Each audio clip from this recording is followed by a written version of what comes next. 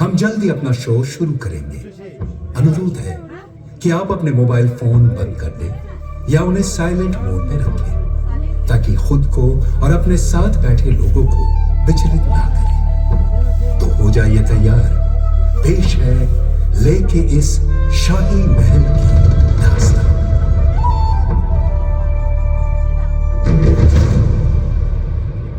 लेह की आबो हवा में जहां है आप आज विराजमान, है वो roof of the world, Ladakh की राजधानी और इस केंद्र शासित प्रदेश की शान, जहां इस लेह पैलेस की दीवारों पर तराशा हुआ है इतिहास, जहां आसमान को रोशन करे एक दिव्य प्रकाश।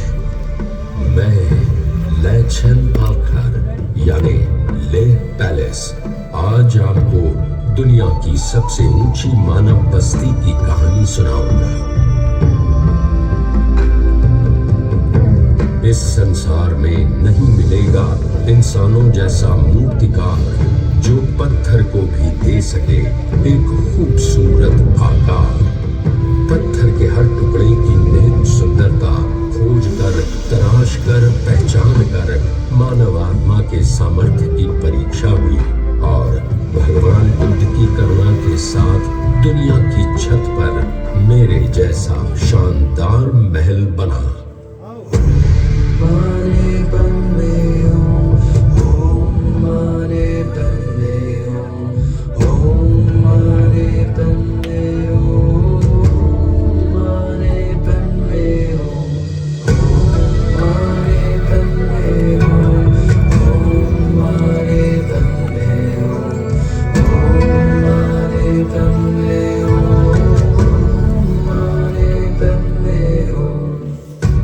हिमालयी परिदृश्य पर स्थित लद्दाख के पत्थरों और शिलाखंडों ने इस क्षेत्र के अशांत और समृद्ध समय को देखा है। इसके रहस्य, इसकी अनकही विरासत, अपने लोगों की बहादुरी और उनकी सुंदरता, संस्कृति और अनुग्रह की अभिव्यक्ति इन पत्थरों के गर्भ में छुपी है।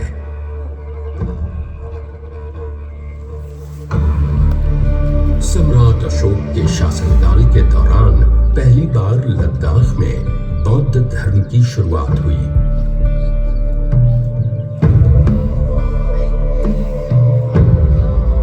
जो कुषाण के राजा कनिष्क के शासनकाल में और अधिक तेजी से फैलने लगा।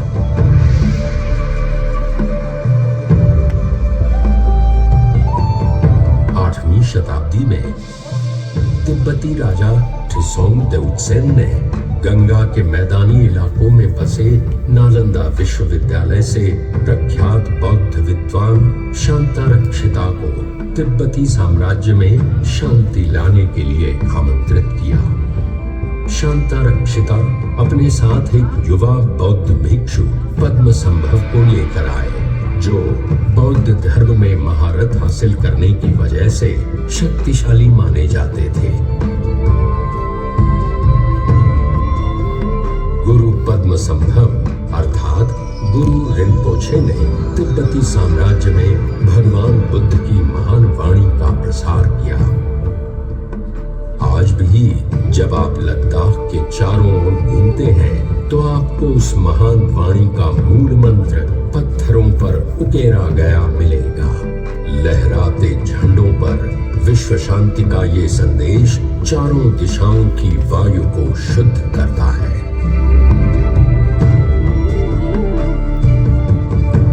दसवीं शताब्दी के आसपास लद्दाख के पहले राजवंश की स्थापना मर्यूल राजवंश के राजा लाचेन पालग्योन के तहत हुई थी।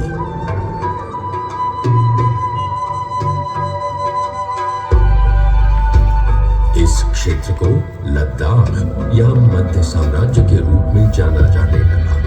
ये कश्मीर की सीमा पर जोजिला दर्रे से दक्षिण पूर्व में डेमचौक तक फैला हुआ है। इस वंश के बाद की पीढ़ी ने गुगे और जांस्कर के उपराज्य बनाए और लद्दाख के नियंत्रण को लेकर लगातार एक दूसरे के बीच लड़ाई लड़ी।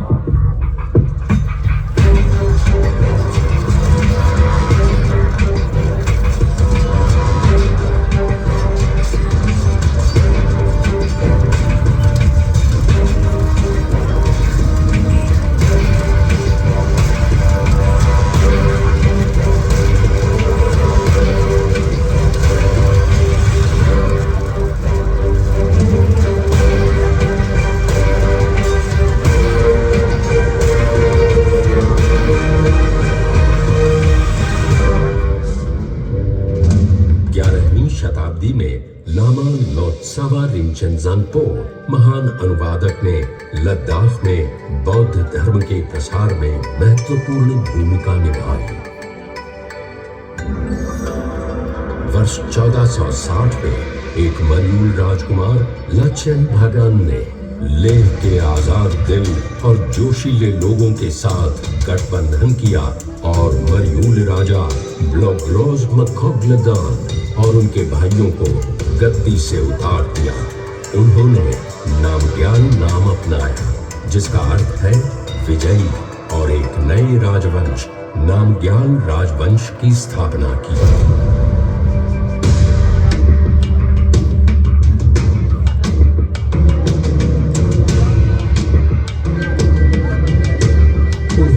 कई युद्ध रथ गुटों के बीच दूरियां मिटाई और एक धागे में सबको पिरो दिया। यहां से लद्दाख के सबसे समृद्ध युग की शुरुआत हुई।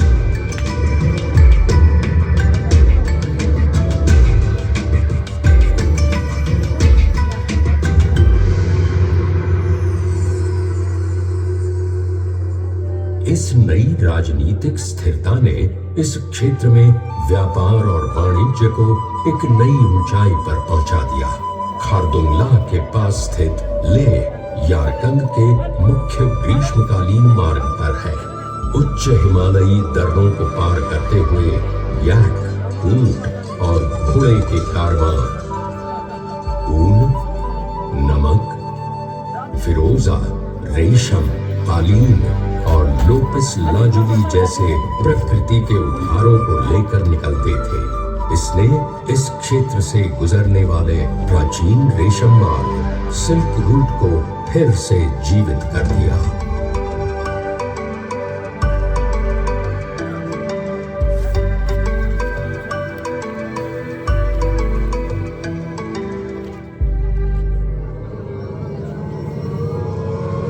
वर्ष 1560 में राजा जमयांग नामग्याल ने बासगो के महल में पहली बार लद्दाखी साम्राज्य की गद्दी संभाली। नए राजा को राज्य विरासत में मिला, लेकिन एक नई चुनौती के साथ। श्री गोम्बा के आदरणीय रिनपोशे, कृपया मुझे राह दिखाएं। लेह शहर की रक्षा करना समृद्धि बनाए रखने की हमारी कुंजी है। उत्तर पश्चिम से तिब्बत मंगोल की इस पर नजर है। दक्षिण में मुगल शासक स्कर्दू तक पहुंच गए हैं। फिर किसी भी कीमत पर लेह की रक्षा करो हे राजा। आपके लिए शेकेस महल से जाने का समय आ गया है। नामग्याल राजवंश की सीट को लेह में स्थानांतरित करें। ये काम आप वहां रहकर ही कर सकते हैं। हमारी विनती है कि लेह को पूरी तरह सुरक्षित रखें। नया महल बनाने के स्थल की खोज में निकल पड़े राजा जमयांग नामग्याल। पूरे क्षेत्र की छानबीन के पश्चात सेमो पहाड़ी क्षेत्र लगा उन्हें बेमिसाल। चट्टानों से घिरे इस सुरक्षित स्थान पे शाही निवास बनाने की ठानी, पर वक्त के निरंतर बदलते मन ने कुछ अलग लिख दी कहानी।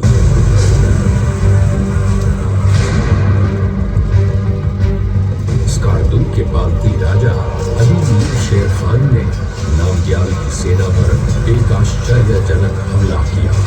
तीरों की बौछार हुई और चट्टानों से पत्थर धकेले गए।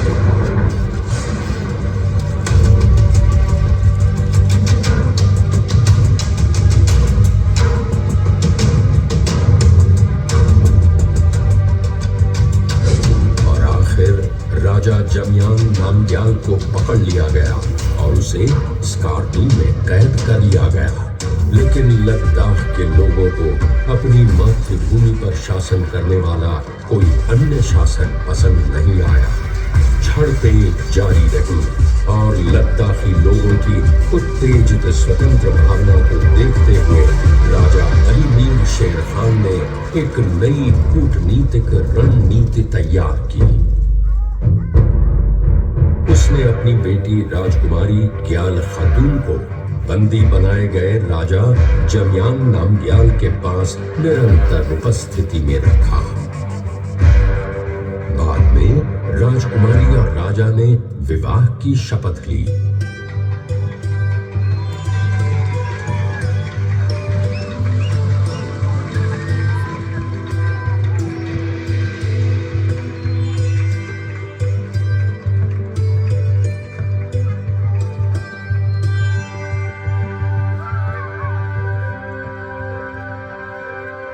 एक दिन राजा अली मीर ने एक सिंह को आग के समुद्र से निकलकर अपनी बेटी के गर्भ में प्रवेश करने का सपना देखा।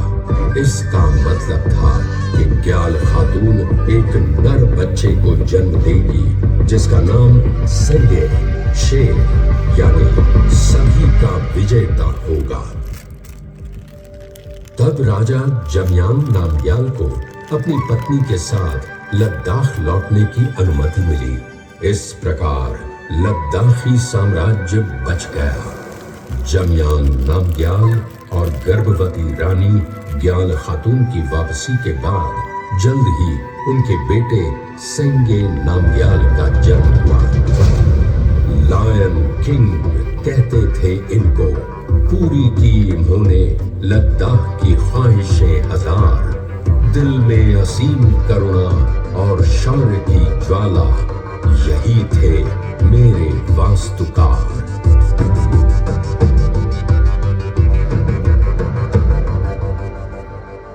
वर्ष 1590 में वो नामग्याल राजवंश के सिंहासन पर चढ़ा। उन्होंने लेह में एक महल बनाने का फैसला किया जिसकी उनके पिता ने कुछ दशक पहले कल्पना की थी। उन्होंने लामा स्तगसांग रास्पा से संपर्क किया जो आध्यात्मिक गुरु या उला थे। मेरे प्यारे पिता ने जो शुरू किया था उसे मैं आगे बढ़ाना चाहता हूं। नामग्याल सेमो पहाड़ी पर एक महल बनाने का समय आ गया है, जैसे कि राजा जामयांग नामग्याल ने योजना बनाई थी। ये इतना लंबा और दुर्जय होना चाहिए कि लेह आने वाला कोई भी व्यक्ति मीलों दूर से इसकी भव्यता को देख सकेगा। मैंने दूर दूर के कई राज्यों की यात्रा की है।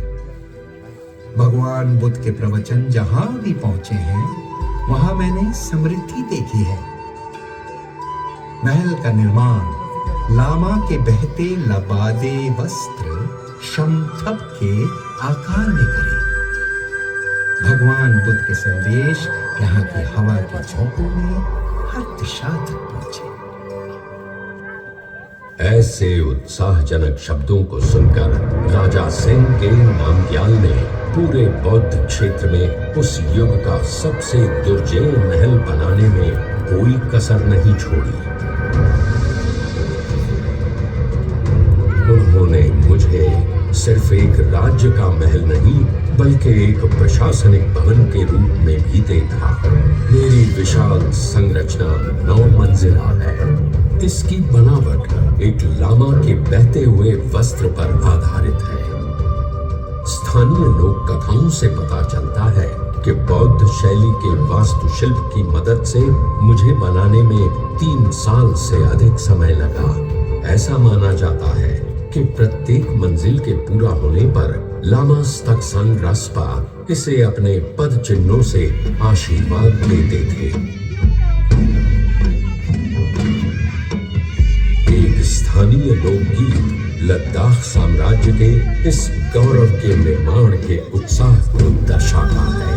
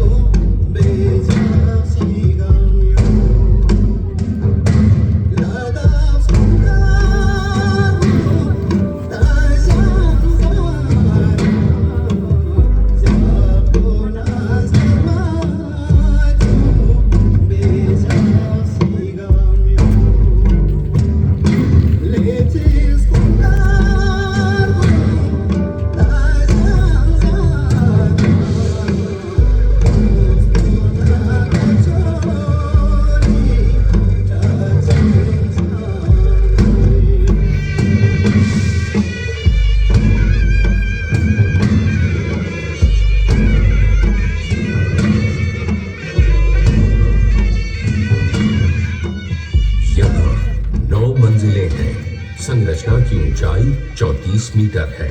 मुख्य प्रवेश सिंह द्वार महल की चौथी मंजिल पर है, जहां प्रशासनिक कार्यालय स्थित थे। इसमें लाखांग मंदिर भी है, जिसमें भगवान बुद्ध की मूर्ति व हस्तलिखित त्रिपिटक कांग्यू और 1000 भुजाओं वाले उष्णीश सिद्धपते अर्थात डुकर की भव्य मूर्ति भी है।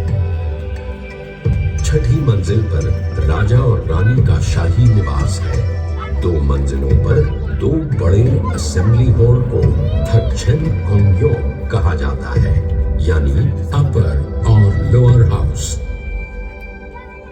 नामग्याल वंश के सिंह राजा सिंगे की जय।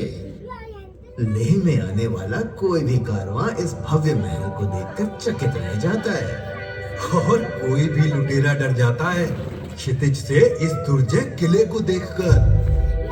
मैंने महल का नाम रखने का फैसला कर लिया है। इस महल का नाम होगा लेचिन पालखन, लेह का विजय महल। क्या बात। लेकिन ये महल पर्याप्त नहीं होगा हमारे राज्य को सुरक्षित रखने के लिए। हमें लद्दाख को एक सूत्र में बांधने की जरूरत है। हे गुरु तक्सांग रासपान, मेरा मार्गदर्शन करें। केवल बुद्ध के शब्द ही लोगों को एक कर सकते हैं। ये उनका आशीर्वाद है जो आम लोगों को एक साझा मूल्य में पिरो सकता है। गुरु तगसांग रासपा ने राजा की शाही विरासत को संप्रेषित करने के लिए सोने में कांग्यू त्रिपिटक लिखने का आग्रह किया। बुद्ध के शब्द भूटी लिपि में सुलेख शैली में सोने में लिखे गए हैं। उन्होंने पूरे लद्दाख राज्य में कई मठों के निर्माण और मरम्मत का निरीक्षण किया। आम लोगों के बीच बुद्ध के स्वर्णिम शब्द फैल गए। इससे देश में शांति और समृद्धि आई। समृद्धि पर सवार होकर राजा सिंगे नामग्याल ने इस महल में कई सजावटें की। महल का मुख्य प्रवेश द्वार इसके पूर्व की ओर स्थित है और इसमें 3 शेरों के साथ एक विस्तृत लकड़ी का बरामदा है, जो सेंगे नामग्याल के नाम और विरासत का मानो एक प्रतीक हो। महल के भीतर एक तंत्र की मदद से शेर को अंदर और बाहर ले जाया जा सकता था। मौखिक परंपराओं का कहना है कि उसने अपना मुंह भी खोला और राजा की शक्ति का प्रदर्शन करने के लिए अनचाहे आगंतुकों पर दहाड़ लगाई। भवन के बीच में खुली छत को खाथोक छेन्मो बिग टेरेस कहा जाता है। ये शाही परिवार के मनोरंजन के लिए था। यहाँ लेह शहर के 10 अलग-अलग परिवारों के पारंपरिक डगशोस्मा या शाही नर्तकियों द्वारा प्रदर्शन होता था। खाथोक छेन्मो विवाह उत्सवों के लिए भी प्रसिद्ध था।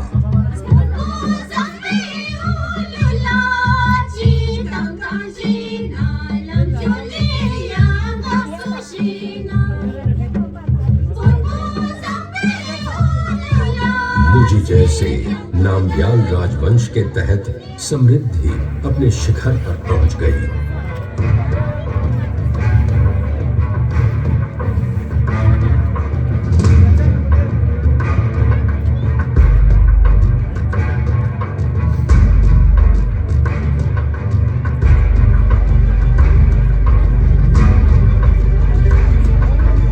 लेकिन जीवन का पहिया कभी समय के एक बिंदु पर नहीं रुकता।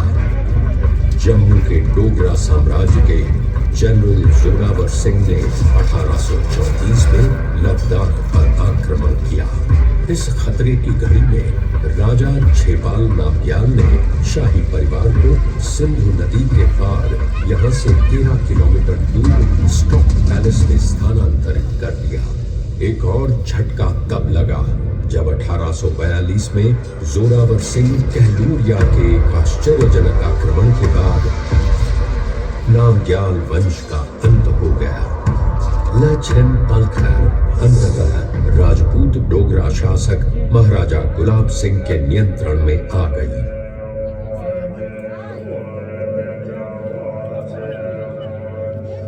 वो हवा में गुरु रिनपोछे के मंत्रों की गूंज, मेरी छतों पे जश्नों का हर्ष उल्लास, इस गौरवशाली युग की विदाई हुई सोचकर आज भी मन हो जाता है उदास।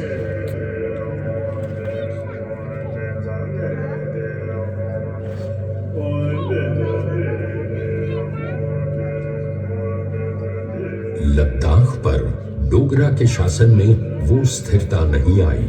ब्रिटिश साम्राज्य के आगमन ने स्थिति को हमेशा के लिए बदल दिया।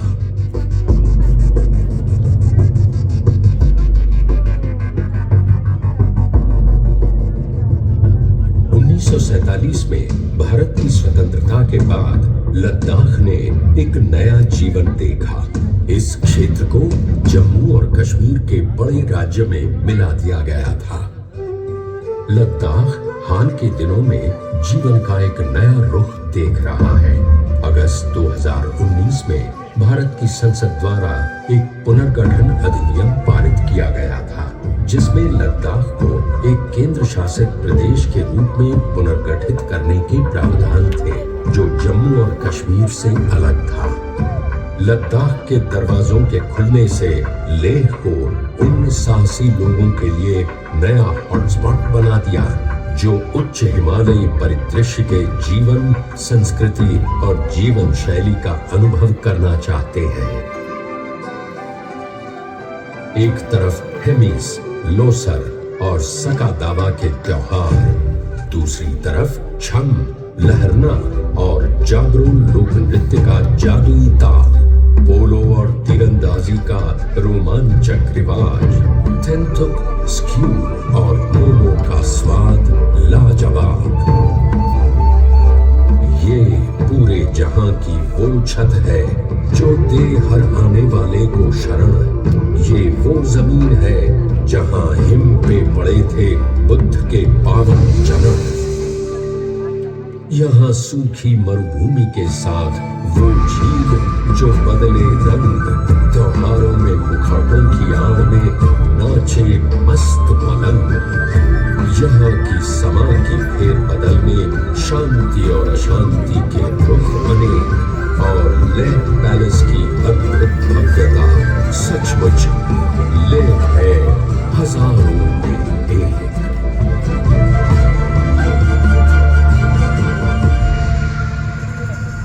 लेजेंड पालकर की अतुलनीय कहानी का एक अहम हिस्सा बनने के लिए धन्यवाद। उम्मीद है आपको यह शो पसंद आया। फिर से मिलने का वादा रहा। शुभ रात्रि। जय हिंद।